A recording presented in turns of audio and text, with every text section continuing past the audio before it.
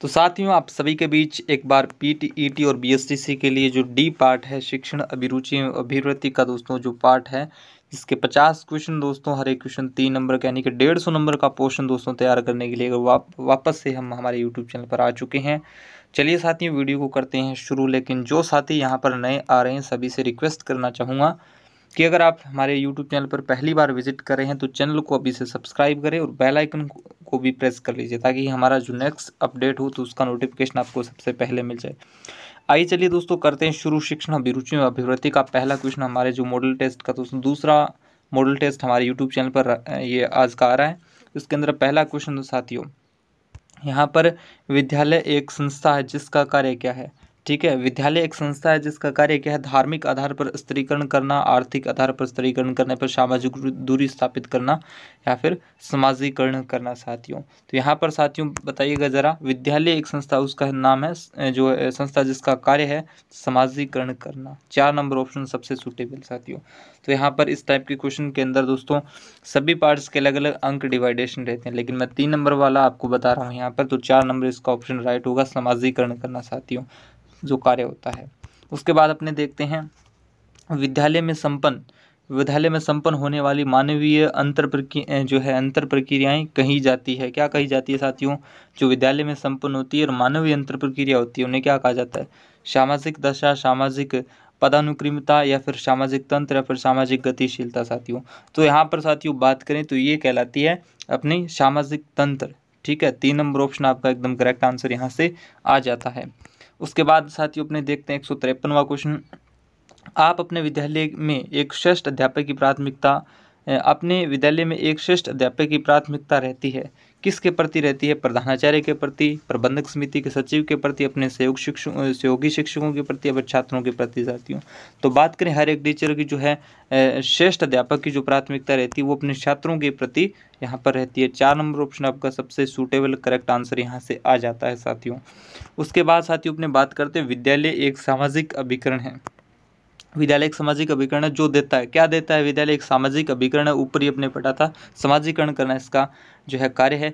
और जो देता है, क्या देता है साथियों? समाज को उच्च मानकों तक पहुंचाने में योगदान देता है, फिर संस्कृति को सुरक्षित करने तथा हस्तांतरण में योगदान देता है, फिर कुछ निश्चित जो है जैनिक लक्षणों को संरक्षित करने में योगदान, फिर अच्छे बुरे लक्षणों की पहचान में योगदान देता है साथियों। तो यहाँ पर साथियों अपने देखते हैं, तो जो देता है, क्या देता है? समाज को उच्च मानकों तक पहुंचाने में योगदान देता है साथियों। समाज को उच्च मानकों तक पहुंचाने में योगदान देता है। उसके बाद अपने नेक्स्ट क्वेश्चन देखते हैं साथियों, यहाँ पर विद्यालय स्तर पर शिक्षा का अकादमिक पक्ष नियंत्रित किया जाता है। किसके द्वारा नियंत्रित किया जाता है? यूनिवर्सिटी ग्राउंड कमीशन यूजीसी के द्वारा, या फिर national council of education research and training यानी कि एनसीईआरटी, या फिर उसके बाद अपने देखते हैं national institute of education planning and administration.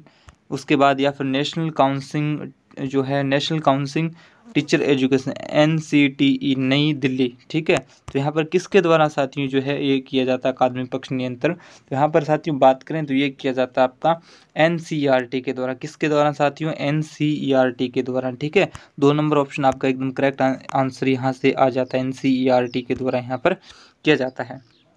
उसके बाद देखते हैं साथियों यहाँ पर 156वां क्वेश्चन, 10+2+3 शिक्षा योजना की जो है संस्तुति की गई थी दोस्तों। किसके द्वारा की गई थी? कोठारी कमीशन के द्वारा, मुदालियर कमीशन के द्वारा, फिर राधाकृष्ण कमीशन के द्वारा, फिर राष्ट्रीय शिक्षा नीति 1986 के द्वारा साथियों। तो इसकी बात करें 10+2+3 शिक्षा, ठीक है, तो ये की गई थी आपके कोठारी कमीशन के द्वारा। 1 नंबर ऑप्शन आपका यहाँ पर करेक्ट आंसर यहाँ से आ जाता है।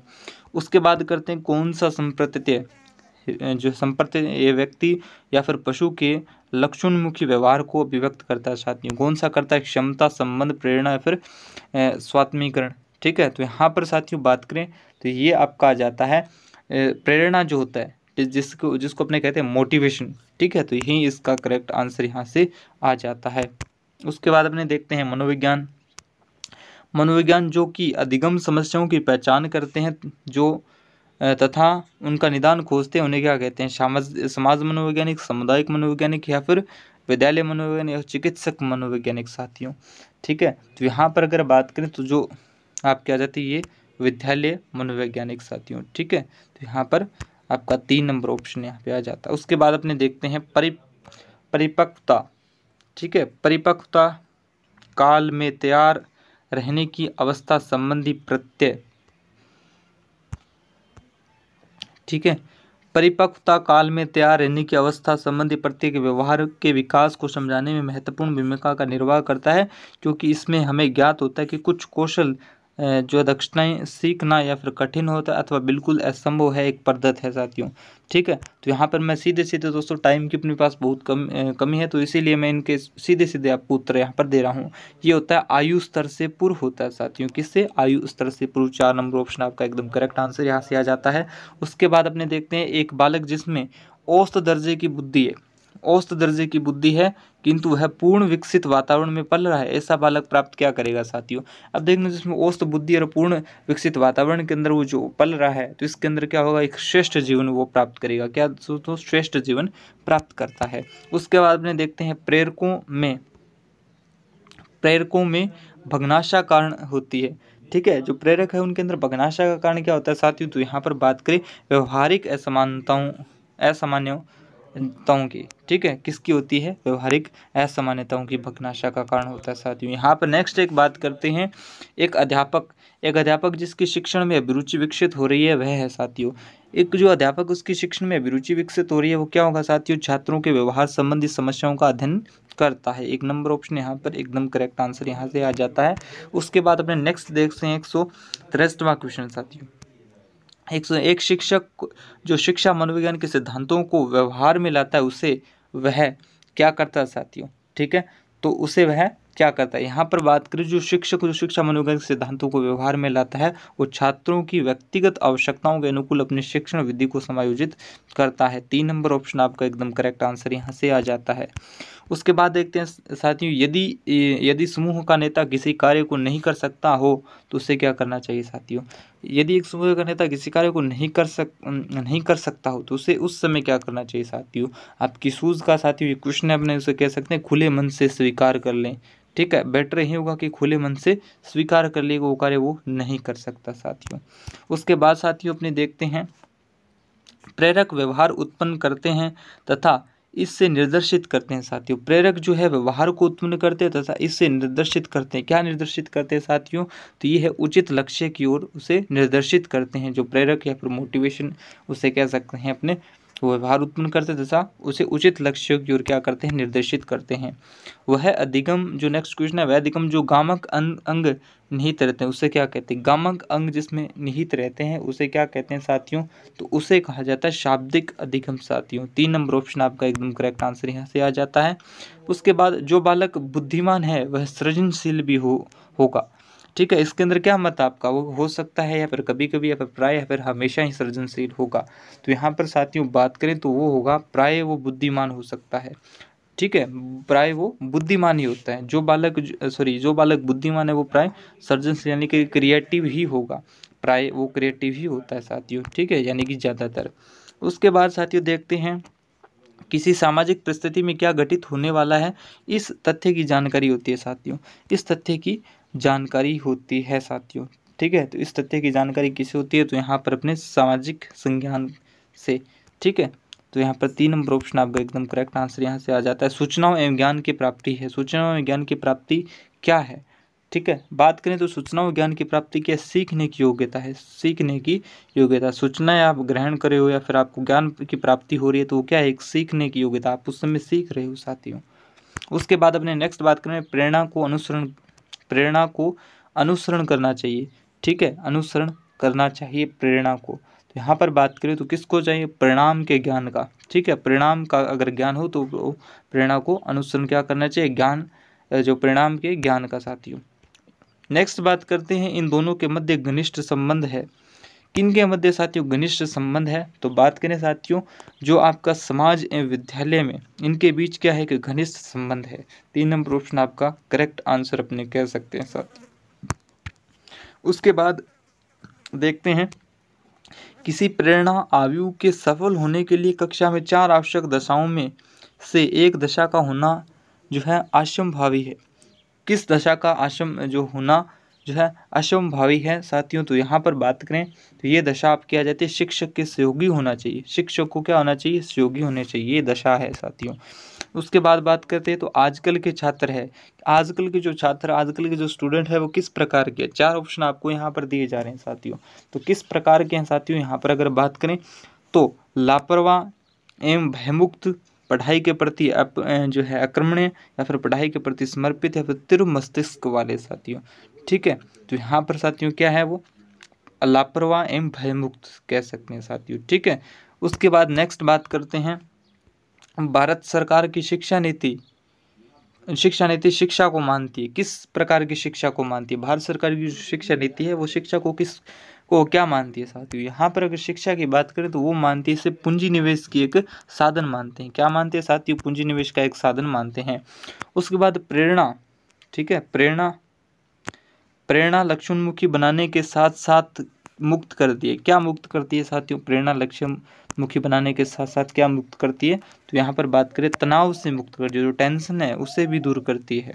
अगर आप किसी भी तनाव में हो तो आपको कोई भी मोटिवेशन देगा तो तनाव या फिर टेंशन अपने आप दूर हो जाता है। तो तनाव से क्या करती है, मुक्त करती है। उसके बाद देखते हैं साथियों, पास पड़ोस में रहने वाले व्यक्तियों की व्यवहारिक समस्याओं का निदान करने जैसा कार्य निम्नलिखित के अंतर्गत आता है। किसके अंतर्गत साथियों जो है ये आता है, तो इसकी अगर अपने बात करें तो ये आता है सामुदायिक मनोविज्ञान के अंदर आता है। ठीक है, सामुदायिक मनोविज्ञान के अंदर आ जाता है। उसके बाद करते हैं प्रकृति एवं पर्यावरण का संबंध है। जो प्रकृति एवं पर्यावरण है इनका का संबंध है किससे है साथियों, तो यहाँ पर अगर बात करें प्रकृति एवं पर्यावरण का जो संबंध आ जाता है वो किससे आ जाता है, तो वो आता है अनुवांशिकता एवं पर्यावरण से आ जाता है। 4 नंबर ऑप्शन अपने कह सकते हैं राइट आंसर यहाँ से आ जाता है। उसके बाद देखते हैं विद्यालय का पुस्तकालय। विद्यालय का पुस्तकालय क्या है साथियों, विद्यालय के पुस्तकालय के संबंध में अगर अपने बात करें तो यहाँ पर विद्यालय के जो पुस्तकालय है वो क्या है, छात्रों एवं शिक्षकों के मानसिक धरातल का विकास करने में सहायक है। किस में सहायक साथियों, छात्रों एवं शिक्षकों के मानसिक धरातल का विकास करने में सहायक होता है। नेक्स्ट बात करते हैं अनौपचारिक शिक्षा है। अनौपचारिक शिक्षा है, क्या है अनौपचारिक शिक्षा, अनौपचारिक शिक्षा की अगर अब मैं बात करूं तो ये है एक जिसके अंदर कोई निश्चित पाठ्यक्रम नहीं होता। ठीक है, वो क्या होती है, अनौपचारिक रूप से दी जाने वाली शिक्षाएं होती है जिसके अंदर कोई निश्चित पाठ्यक्रम नहीं होता। उसके बाद अपने देखते हैं वह गुण जो शिक्षण में क्या है, परमावश्यक है कौन सा गुण है साथियों, तो उस गुण की अगर अपने बात करें तो वो आपका है अनुकूलन, धैर्य व सतर्कता होनी चाहिए आपके अंदर। ठीक है, शिक्षण करवा रहे हो तो इसके अंदर अनुकूलन, धैर्य व जो है सतर्कता। 1 नंबर ऑप्शन आपका करेक्ट आंसर यहाँ से आ जाता है। एक प्रेरित शिक्षक के क्या गुण होना चाहिए, प्रेरित शिक्षक मोटिवेट टीचर के क्या गुण होना चाहिए साथियों। इस गुण की अगर बात करें तो उसके अंदर निश्चित तौर से लक्ष्य निर्देशित व्यवहार होना चाहिए। ठीक है, लक्ष्य निर्देशित व्यवहार होना चाहिए, 2 नंबर ऑप्शन। उसके बाद एक अध्यापक को उन्नत करना चाहिए। एक अध्यापक को उन्नत करना चाहिए, क्या उन्नत करना चाहिए एक अध्यापक को साथियों, तो एक अध्यापक की अगर अपने बात करें तो छात्रों में अंतःक्रियात्मक संप्रेषण को बढ़ावा दे। छात्रों के अंदर अंतःक्रियात्मक संप्रेषण को क्या देना चाहिए, बढ़ावा देना चाहिए साथियों। उसके बाद देखते हैं प्राय शिक्षक एवं माता पिता छात्रों में बुद्धि के विकास को अधिक तरजीह देते हैं क्योंकि यह समुन्नत बनाती है। क्या समुन्नत बनाती है साथियों, यहाँ पर अगर बात करें तो ये बनाती है अकादमिक उपलब्धि एवं सामाजिक उत्तरदायित्व संबंधी भावनाओं को। दोस्तों 1 नंबर ऑप्शन आपका एकदम करेक्ट आंसर यहाँ से आ जाएगा साथियों। उसके बाद करते हैं यदि आप चाहते हैं कि प्रत्येक बालक सृजनशील यानी कि क्रिएटिव, तो क्या करना चाहिए आपको, क्या करना चाहिए साथियों। अगर कोई भी बालक जो है क्रिएटिव या सृजनात्मक हो तो उसके अंदर एक सहायक और भयमुक्त वातावरण उसको देना चाहिए। एक सहायक जो उसकी सहायता करे, भयमुक्त उसको जो भय से दूर ले जाए, ऐसा उसको वातावरण दिया जाना चाहिए साथियों।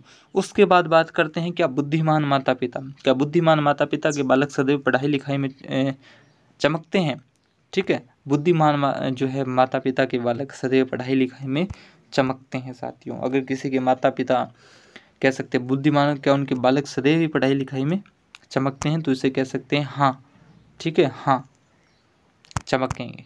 उसके बाद देखते हैं कौन से परीक्षणों के द्वारा एक अभ्यर्थियों को अपने उत्तरों को लिखने उनकी जांच करने के लिए न्यूनतम यंत्रों की आवश्यकता होती है, तो वह बहुत कम व्यवसाय होते हैं दोस्तों। ठीक है, तो उसकी अगर अपने बात करें तो ये आपका आ जाता है उपलब्धि परीक्षण उनके अंदर। ठीक है, उपलब्धि परीक्षण 1 नंबर ऑप्शन आपका करेक्ट आंसर यहाँ से आ जाता है।